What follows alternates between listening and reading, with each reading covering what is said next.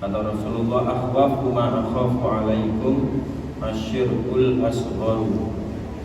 Kata Rasulullah, yang paling aku takutkan dari apa yang aku takuti alaikum, yang menimpa kepada kalian, asyirkul asgharu, utawi syirik yang kecil. Fasu'ila anhu faqala, maka Rasul ditanya tentang syirik kecil itu apa. Faqala, maka kata Rasulullah, ar-riya'u, syirik kecil itu adalah riya. Dan kemarin alhamdulillah telah kita bahas, telah kita baca dari sebagian syarah Syekh Shalih Fauzan hafizahullah taala. Terakhir kita sampai pada makna secara global dari hadis tersebut.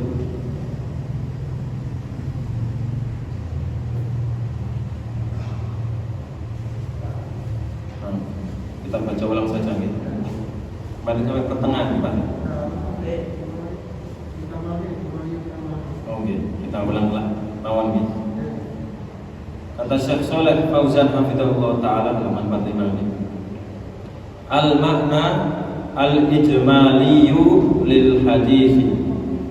Makna secara global lil hadis terhadap hadis tersebut.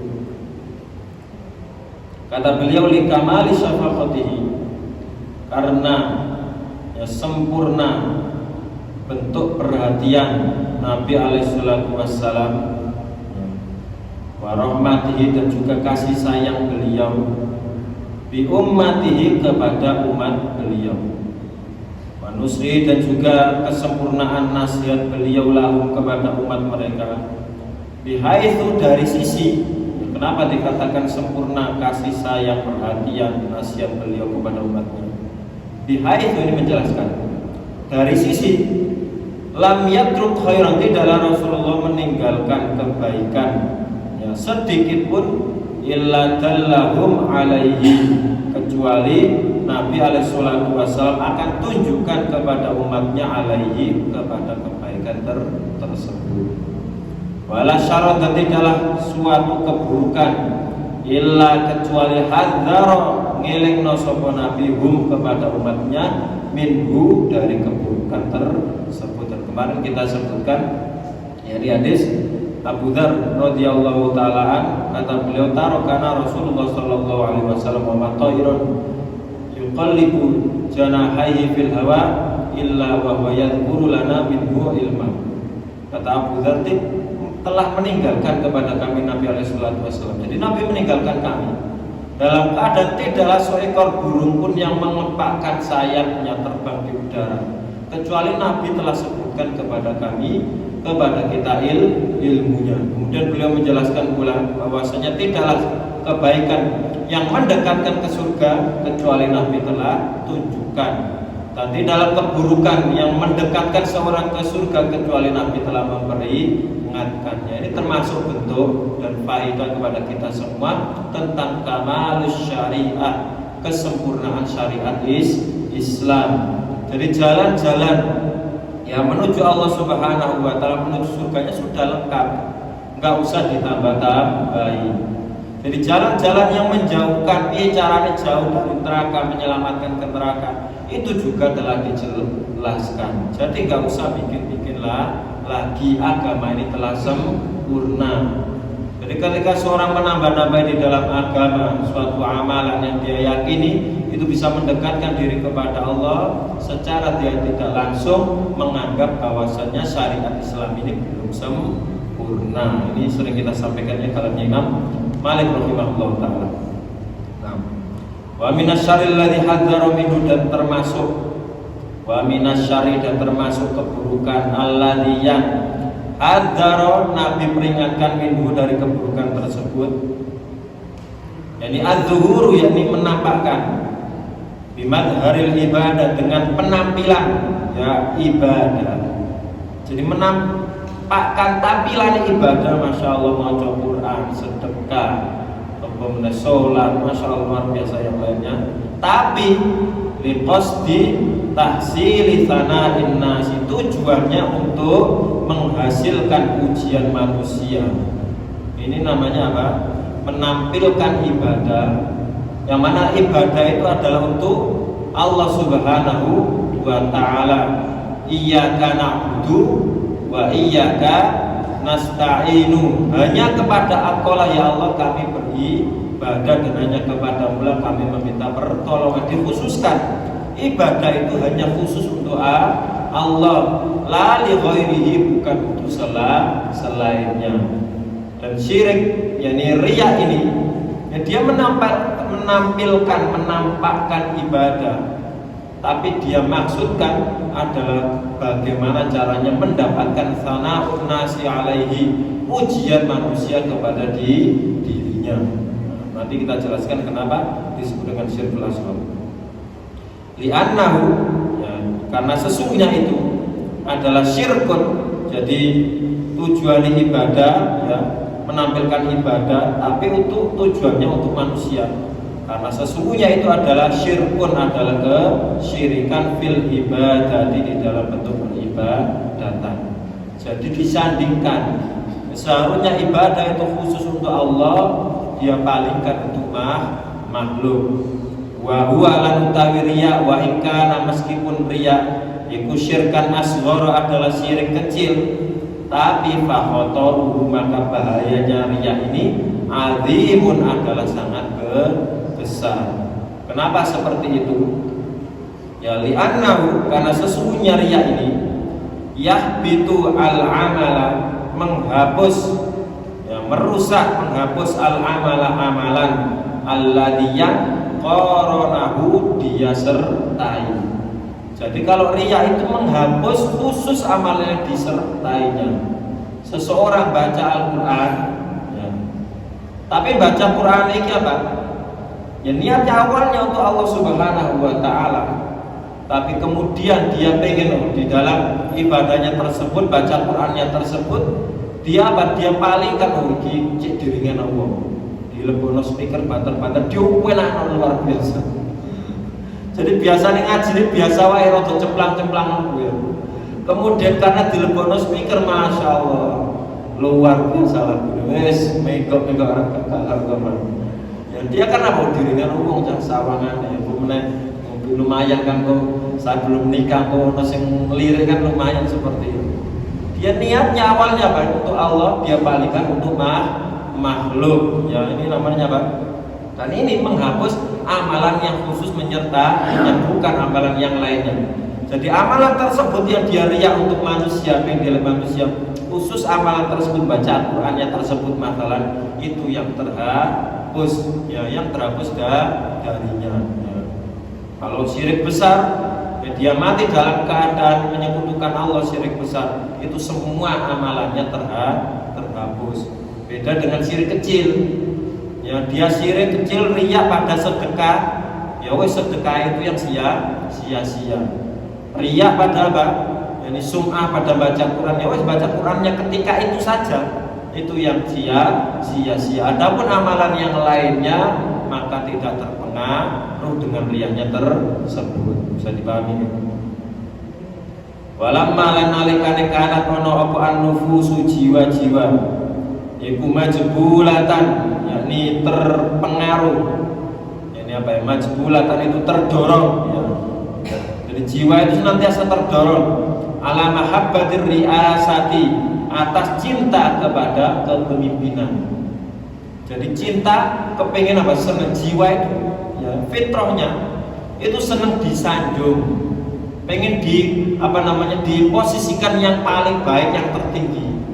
Jadi nggak boleh ada selain aku yang lebih baik dariku. Ini jiwa seperti itu. Pengen dia itu disanjung bagi wong sing ahli sedekah, ahli amal soleh luar biasa. Pengen riasa, memiliki kedudukan di sisi manusia. Pengen dia itu memiliki apa? Tempat khusus di hati-hati manusia. Ini namanya riyaan. Wal manzilah, dan memiliki kedudukan fi qulubil khalqi, di hati-hati makhluk. Ya ini orang yang riya, itu jiwa senantiasa seperti itu. Pengen, enggak terima ketika dia diremehkan orang lain, ketika kemudian amalannya itu enggak dianggap oleh orang lain. Ya, jiwa itu senantiasa punya dorongan seperti itu. Pengen memiliki kedudukan khusus di hati makhluk. illa man sallamallahu, kecuali orang yang Allah selamatkan kepadanya. Karena hadza, maka perkara ini yakni riya adalah wafa, iku akhwafana, yakni khobarnya kana. Perkara yang paling ditakuti, ma yukhafu, apa yang ditakuti, ala sholihin, menimpa kepada orang-orang soleh. Jadi coba Nabi SAW ketika berbicara ini, itu khitobnya yang diajak ngomong adalah para sahabat. Yang mana para sahabat ini adalah orang-orang soleh, manusia-manusia pilihan generasi terbaik. Itu saja Rasulullah katakan kepada mereka, akhwafu ma akhafu alaikum asyirkul asghar. Yang paling aku takuti dari perkara yang aku takuti menimpa kepada kalian. Siapa yang diajak ngomong ketika itu? Para sahabat. Rasulullah katakan, itu loh khawatir menimpa kepada para sahabat, yakni riya. Bagaimana dengan kita orang? Kenapa seperti itu? Liquwatid da'i, karena kuatnya dorongan ilaihi, kepada riya. Nah, orang masya Allah ketika memang kadang memang jiwa seperti itu ya, kita memang harus berperang dengan hawa nafsu dan jiwa di dalam beramal. Jadi ketika seorang masya Allah wis keloro-keloro, wis pegel-pegel beramal, ya wis luar biasa, aku ngurusi ini wala itu, aku mengeluarkan sekian uangku untuk beramal, menyumbang, jiwa itu, hati itu gatel rasanya. Kan ngoten to, gatel piye carane wong iki kringi iku sing nyumbang masjid, iku nyumbang keramik masjid, awalnya tanahnya sekedar cocoran tok, kemudian jadi keramikan bisa sederhana saja. Jadi itu nyumbang Pak itu senantiasa terdorong seperti itu. Jadi gatel piye carane uang ini keringi amalan solihnya. Ini jiwa itu senantiasa memiliki dorongan seperti itu, dan ini harus dilawan. Makanya sering kita sampaikan, ya pernah kita sampaikan kalamnya Sufyan dari Ibnu Uyainah rahimahullah taala, beliau mengatakan bahwasanya ma'alajtu syai'an, tidaklah aku mengobati sesuatu, asyadda alayya, yang sesuatu itu lebih berat aku obati, min niyati, dari perkara niatku, li'annaha, karena niat itu tataqallabu alayya, senantiasa berbolak-balik. Saiki ikhlas masalah, kok daruang kok dilokno wong, kok iso dilokno apa dan mari berbuat baik, iki gatel, pengen mudono aku mari seperti ini, masya Allah. Ya jiwa itu senantiasa seperti itu. Makanya pernah kita sampaikan kisahnya Abdurrahman Ibnu Abi Layla rahimahullah taala, ketika beliau sholat sunnah malam, yakni qiyamul lail, kemudian masuk kepadanya terdengar suara orang yang akan masuk kepada beliau.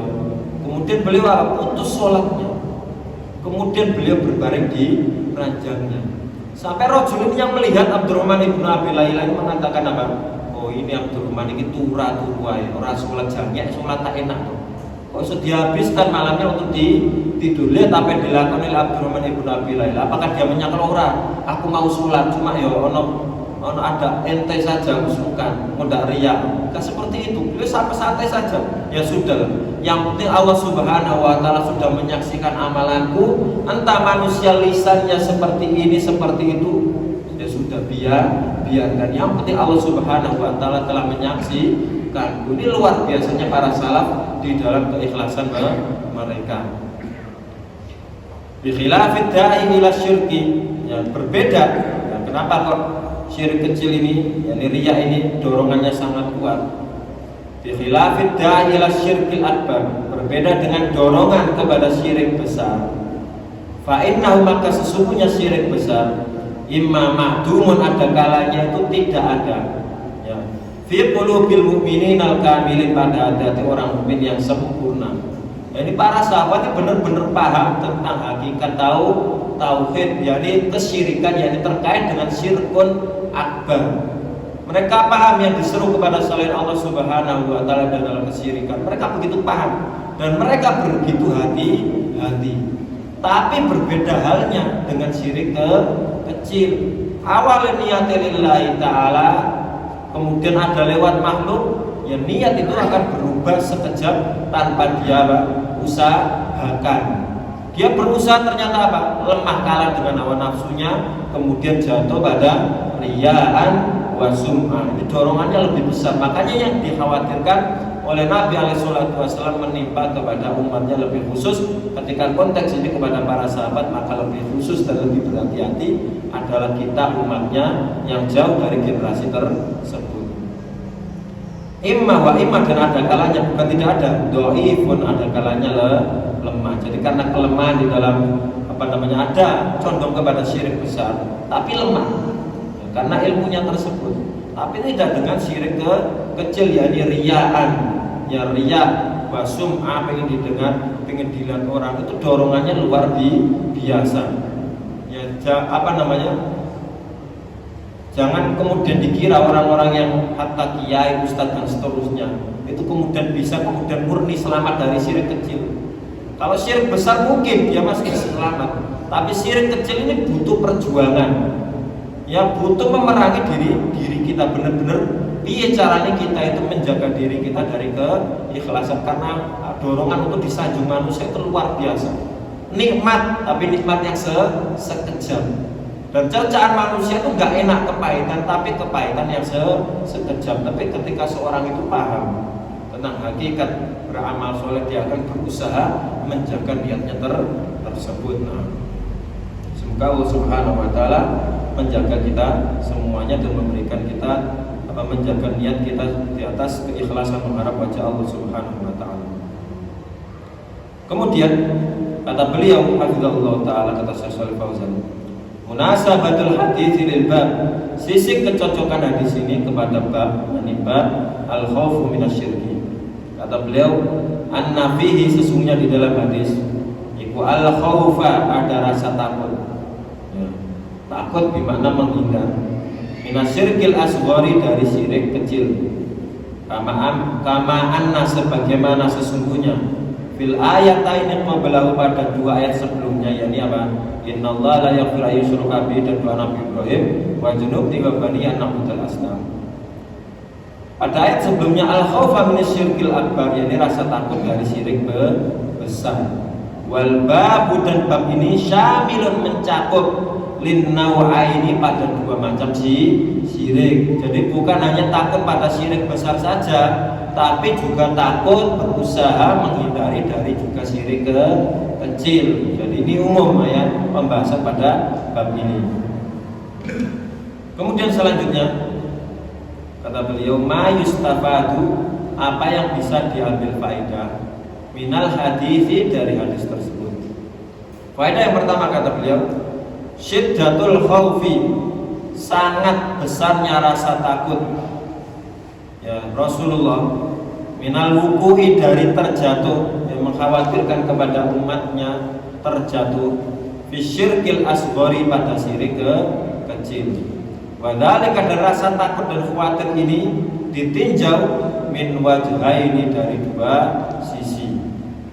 Sisi yang pertama, al-awwal, yang pertama, anna Rasulullah sallallahu alaihi wasallam, sesungguhnya Rasulullah sallallahu alaihi wasallam takhawwafa, memberikan rasa takut, min wuku'ihi, dari jatuh kepada syirik kecil tersebut, takhawufan syadidan, rasa takut yang begitu besar. Benar-benar kata Rasulullah apa?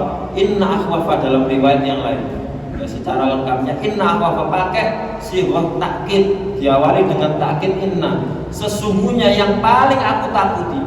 Jadi benar-benar Nabi ini takhawufan syadid, dan benar-benar takut riya ini, syirik kecil ini menimpa kepada umatnya. Jadi andaikan kemudian selamat dari syirik besar ya, tapi nggak merasa aman, seseorang itu jatuh pada syirik kecil, bahaya juga. Wes kadung amal, wes capek-capek beramal soleh, tapi kok gara-gara apa? Gara-gara dia jatuh pada riyaan wa sum'ah, amal solehnya tersebut terhapus di sisi Allah Subhanahu Wa Taala. Atsani, yang kedua, annahu sallallahu alaihi wasallam, sesungguhnya Nabi alaihi salatu wasallam takhawwafa, menakut-nakuti, min wuku'ihi, dari jatuhnya riya tersebut, yakni syirik kecil tersebut, Fissolihina, pada orang-orang soleh, al-kamilina, yang sempurna. Ya, dan dalam konteks tersebut pertama kali yang diajak ngomong adalah para sahabat. Faman dunau, maka orang yang selain di bawah para sahabat, min babin aula, maka termasuk lebih layak lagi. Jadi di bawah para sahabat yang imannya jauh dengan keimanan kita jauh dengan keimanan para sahabat, lebih lagi kita itu lebih takut, lebih dikhawatirkan oleh Nabi SAW jatuh pada penyakit riya. Ya. Kalau kita baca sebagian biografinya para ulama, kami baca kisahnya, yakni Imam Al-Mawardi rahimahullah taala, ya, ulama besar maklum ya bagi yang belajar fikih Syafi'i, ya, ulama besar Syafi'i, ya, Imam Al-Mawardi rahimahullah taala, pengarang kitab yang Ahkamus Sultaniyah, atau di antara karangan beliau yang paling masyhur adalah Al-Hawi Al-Kabir pada bab fikih Syafi'iyah. Beliau dalam beberapa riwayat dikisahkan bahwasannya dari beberapa murid beliau itu masya Allah, ya. Jadi karangan-karangan beliau yang banyak tersebut, beliau nggak mau terbitkan, nggak mau dicetak, kemudian dibaca oleh manusia ketika beliau masih hidup. Sampai apa beliau berpesan kepada salah seorang dari muridnya atau kerabatnya, Allah alam, ya. Seorang ini termasuk orang yang paling beliau percayai, yang menjaga amanah, menjaga rahasia. Beliau katakan bahwasanya saya ini punya karangan. Ini kan karangan, namanya karangan ini kan apa? Sesuatu yang ketika seorang itu menulis para ulama, ketika dibaca oleh manusia, jelas ini memberikan faedah kepada banyak manusia tentang ilmu, jelas. Tapi beliau katakan apa? Aku khawatir, ya, semasa hidupku ini, ketika aku menulis karanganku tersebut, kitab-kitabku tersebut, aku tidak di atas keikhlasan. Jadi aku tunjukkan di sana di tempat, ya, entah beliau tulis di tempat khusus, beliau sembunyikan karangannya tersebut. Ya, aku tunjukkan di situlah tempatnya. Aku khawatir kenapa nggak aku terbitkan di sebagaimana maklum para ulama dahulu, yang karangannya itu tersebar di antara manusia. Beliau khawatir, ketika aku nulis ini, aku tidak di atas keikhlasan, bukan di atas mengharap lillahi ta'ala, mengharap wajah Allah Subhanahu wa ta'ala. Aku khawatir. Aku berpesan kepadamu, kata beliau, ya, ketika ajal, yakni ketika sakaratul maut datang kepadamu, maka genggamlah tanganku. Ketika tanganmu menggenggam tanganku, dalam keadaan ketika maut datang kepadaku dan aku diwafatkan oleh Allah Subhanahu wa ta'ala, dalam keadaan tanganku menggenggam tanganmu, maka aku khawatirkan aku tidak di atas keikhlasan. Akan tetapi ketika tanganku melepas dari genggaman, maka barangkali aku berharap Allah Subhanahu wa ta'ala mewafatkanku di atas keikhlasan. Maka orang yang dipesani ini mendapat Imam Al-Mawardi rahimahullah ta'ala dalam keadaan ketika beliau wafat, dia sampaikan benar amanahnya tersebut, dia genggam tangannya Imam Al-Mawardi dalam keadaan ketika beliau wafat, tangan beliau tidak menggenggam rajul yang beliau percayai. Masya Allah para ulama, ya, luar biasanya. Sampai akhirnya ketika itu, maka kitab-kitab yang ditulis oleh Imam Al-Mawardi diterbitkan, ditulis, dan sampai kepada kita hari ini. Masya Allah, kita itu luar biasa. Oh, saya nulis kitab ini, padahal kitabnya kadang itu yang kurang jauh dengan kitab-kitab sisi ilmiah dan keilmuannya dengan para ulama terdahulu. Bingung disampaikan kepada manusia, aku mari nulis kitab ini, masya Allah, ini bicara diterbitkannya bagus dari satu sisi, kalau memang bermanfaat. Tapi ketika ketika seorang nggak menjaga niatnya, sekedar pengen, penulisnya gelono jenengku, ini beda niat. Tapi masalah niat ini nggak bisa kita hukumi seseorang. Perkaranya ini adalah bainahu wa bainallah, antara perkara dirinya dan antara Allah. Apalagi masalah tulisan, seorang ini butuh kepada sesuatu yang dimudahkan. Menulis kita bagaimana manusia itu paham, kita peringkas tentang sholat, ya, ketika dia kemudian dia tulis untuk manusia, meskipun dia itu nggak masalah. Adapun masalah niat ini antara dirinya dan antara Allah. Nggak boleh kita menghukumi seseorang si fulan nggak ikhlas dan tidak, kita tidak tahu. Masalah hati itu adalah masalah pribadi orang dan antara Allah Subhanahu wa Ta'ala. Banyak para ulama juga menulis dalam keadaan kitab beliau dibukukan ketika itu karena memang dibutuhkan kepada manusia seperti itu. Tapi ini contoh gitu loh, tentang bagaimana keikhlasan para ulama. Ibrahim An-Nakha'i rahimahullah ta'ala, ya, sebagaimana kisahkan oleh Al-A'mas, beliau mengisahkan bahwa Ibrahim An-Nakha'i, Al-A'mas ini masuk kepada Ibrahim An-Nakha'i rahimahullah ta'ala. Ya, dalam keadaan beliau didapati ketika masuk ke tempat beliau itu, beliau membaca mushaf. Ketika Ibrahim An-Nakha'i menyadari bahwa ada orang yang masuk, beliau segera menutup mushaf Al-Quran yang beliau baca tersebut. Dalam keadaan beliau mengatakan, tidaklah aku mendapati aku membaca Al-Quran setiap saat ya pas ketepaan wae. Bahasanya kita, ini pas ketepaan wae aku maca Al-Quran.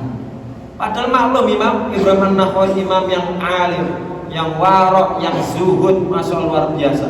Itu saja ketika beliau kedapatan membaca Al-Quran, beliau menepis anggapan khawatir orang ini menyangka kebaikan kepada beliaunya. Oh enggak, aku membaca Al-Quran ya pas kamu dapat nilai setiap saat aku membaca Al-Quran. Kalau kita enggak berusaha menepis anggapan buruk dari kita. Oh kamu enggak sangka seperti itu, aku enggak seperti ini, demi Allah kata bingung. Ngurusi bagaimana manusia itu akan memuji kepada dirinya. Masya Allah, ini para salafun salih rahmatullah alaihim ketika dibandingkan dengan kita itu jauh luar biasa. Kemudian faedah yang kedua, syiddatu syafaqatihi sallallahu alaihi wasallam. Di sini menunjukkan amat perhatian dan juga kasih sayang Nabi alaihi salatu wasallam ala ummatihi kepada umatnya, wa hirsihi dan semangatnya Nabi ala hidayati untuk memberikan petunjuk kepada umatnya, wa nusihi dan memberikan nasihat Nabi lahum untuk umatnya. Laqad ja'akum rasulun min anfusikum azizun 'alaihi ma 'anittum harisun 'alaikum bil mu'minina raufur rahim.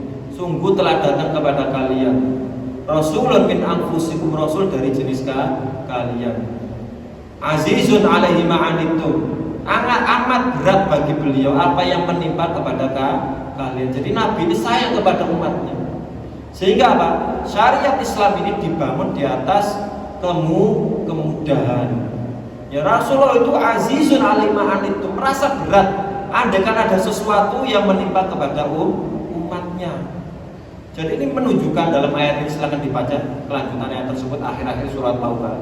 Rasulullah ini benar luar biasa kasih sayang beliau kepada umatnya. Bagaimana memberikan kemudahan kepada umatnya. Tentunya kemudahan ini dibangun di atas petunjuk, ya, bukan sekedar memberikan kemudahan kepada. Makanya ketika seorang berpuasa sakit, ada udzur tidak? Ada udzur.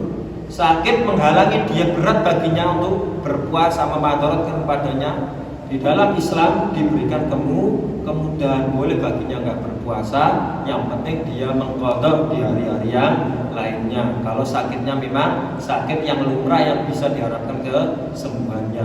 Kalau sakitnya sakit yang layur jabur yang tidak diharapkan kesembuhannya, ini sakit sudah parah, secara zahir melihat ini kira-kira angel waras, ya, dan sakit ini biasanya mengantarkan karet susah sembuh, ujung-ujungnya bagaimana tinggal nunggu wafatnya. Maka sakit yang seperti ini adalah pernah kita sampaikan, adalah cukup dia membayar fidyah, ya, tidak usah mengqadha. Ini adalah contoh bagaimana Islam ini sangat mudah dan bagaimana Nabi SAW berkasih sayang dan memberikan kemudahan kepada umatnya. Coba kadang umat lain yang sing memperberat kepada dirinya. Coba perhatikan Nabi SAW mengatakan apa?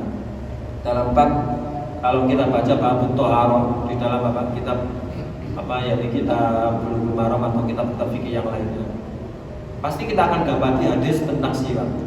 Laula an asyqa ala ummati la amartuhum bisiwakin inda kulli shalat, kata Rasul. Andaikan aku tidak memberatkan kepada umatku, pasti aku akan perintahkan, yakni makna perintahkan di sini, aku akan wajibkan kepada umatku untuk bersiwak ketika setiap mau sholat.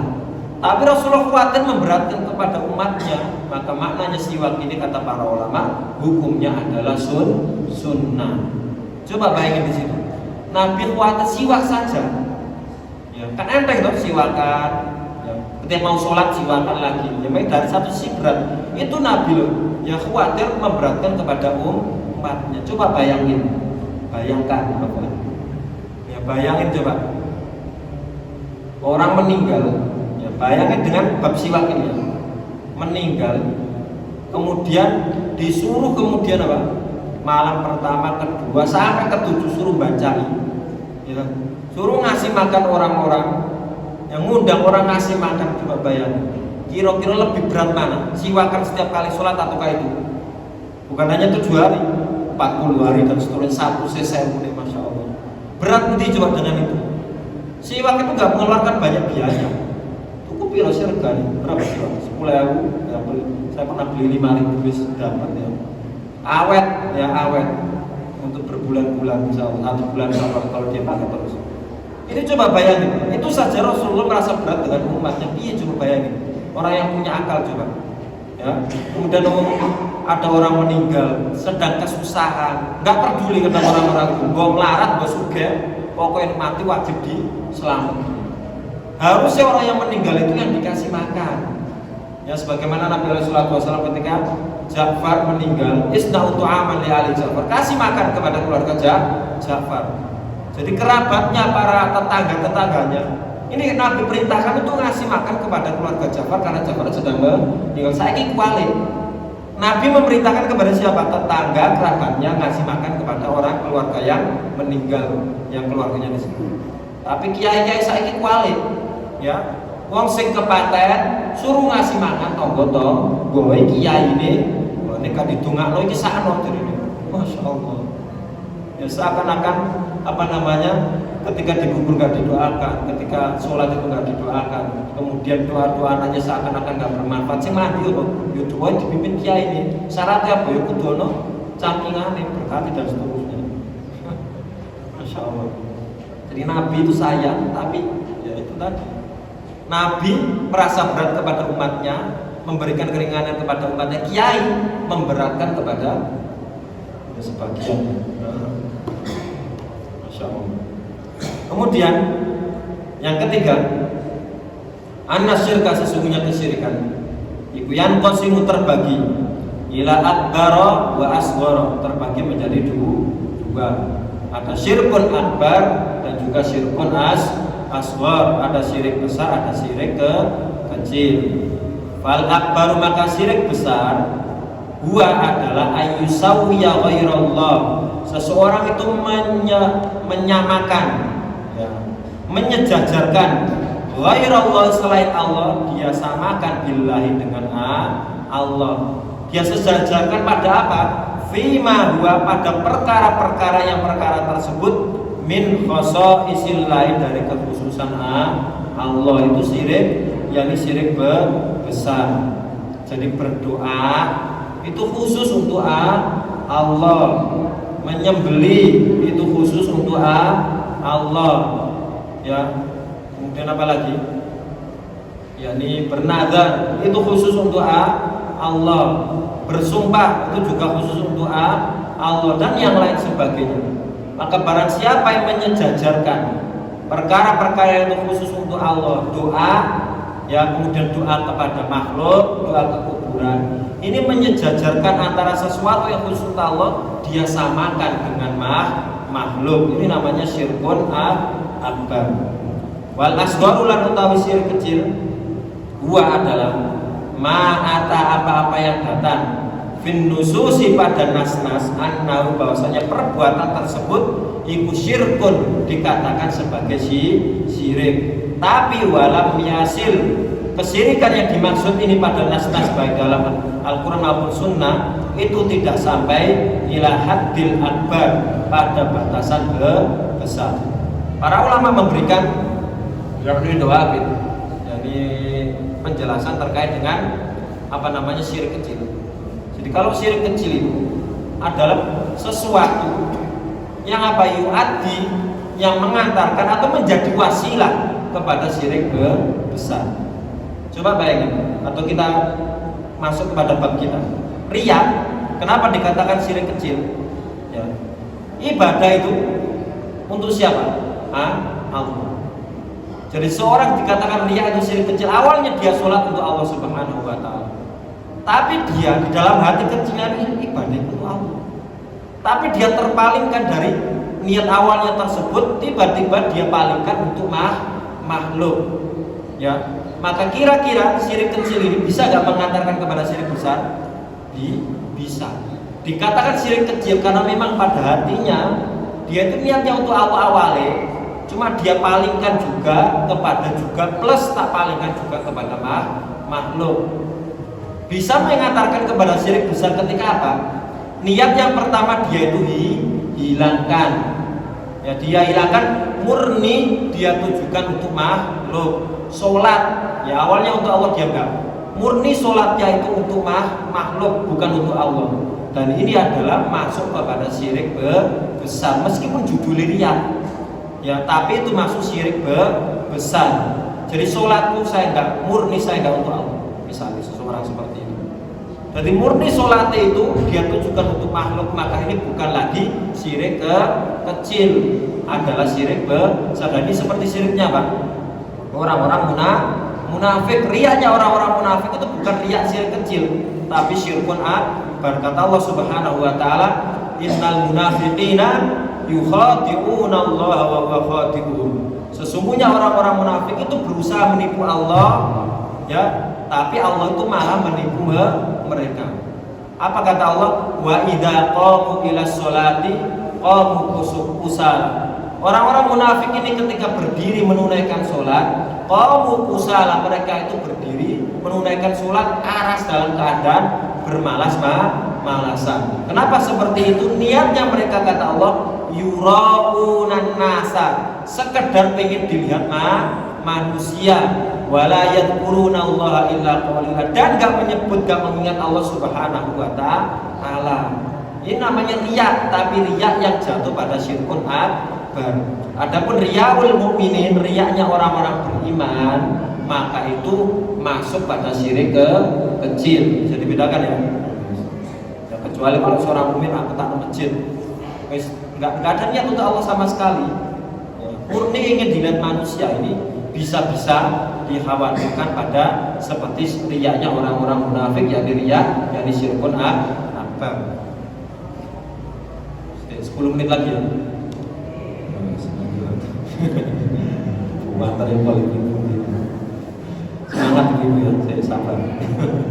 Wal farqu, dan perbedaan bainahuma antara syirik besar dan syirik kecil. Beliau menjelaskan lebih rinci. Yang pertama, annal akbar, bahwasanya syirik besar dari sisi diterima tidaknya amal. Syirik besar itu yuhbitu jami'al a'mali. Kalau syirik besar itu menghapus seluruh amalan. Jadi seorang mati dalam keadaan belum bertaubat kepada Allah, dia mati dalam keadaan kesyirikan, semua amalan soleh yang dia lakukan semasa hidupnya semuanya terhapus sia-sia. Ini syirik besar. Wal asghar, dan adapun syirik kecil, yuhbitul amala, menghapus amalan alladzi qoronahu, yang digandeng dengan syirik kecil tersebut. Jadi sholat pengen dilihat makhluk, ya wis sholatnya ketika itu toh. Adapun ibadah-ibadah yang lainnya tidak terpengaruh. Kemudian yang kedua, anak akbar, syirik besar yukhal itu membuat kekal sahibahu, kepada pelakunya finnari, di neraka. Jadi kalau syirik besar membuat pelakunya kekal di neraka. Wal asghar, dan ada syirik kecil la yujibul khulud, tidak mengharuskan kekal finnari, di neraka. Ya cukup amalannya itu tersebut dia yang hilang. Kemudian andaikan dia itu tahta masyiatillah, di atas, di bawah kehendak Allah. Kalau Allah pengen ampuni langsung masuk surga, Allah akan ampuni. Tapi kalau Allah ingin adab terlebih dahulu, Allah akan adab, tapi nanti Allah akan ampuni, kemudian dikasih syafaat masuk ke surga.